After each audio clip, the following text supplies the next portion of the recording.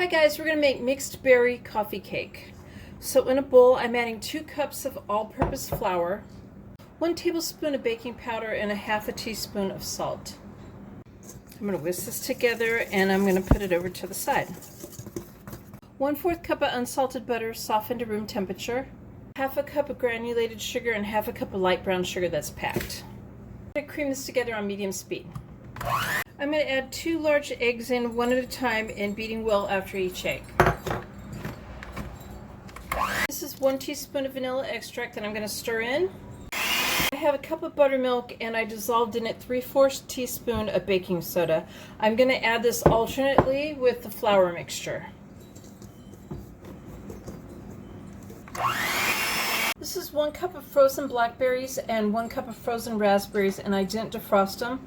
To that I'm adding 2 tablespoons of all-purpose flour, and I'm just going to toss it around. I'm going to gently fold this in now.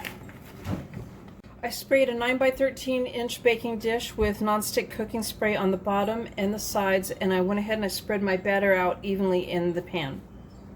In a bowl I have 1 cup of all-purpose flour and half a cup of light brown sugar that's been packed, half a teaspoon of cinnamon, and 1/4 teaspoon of nutmeg. I've whisked that together and I've added in pieces 1/4 cup of cold salted butter.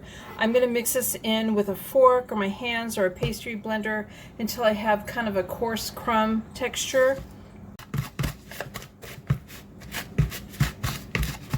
So I don't know if I mentioned, the oven is preheated to 350 degrees and I've spread the topping evenly over the dough, and I'm going to go ahead bake this uncovered for 45 to 50 minutes, and a toothpick in the center comes out clean.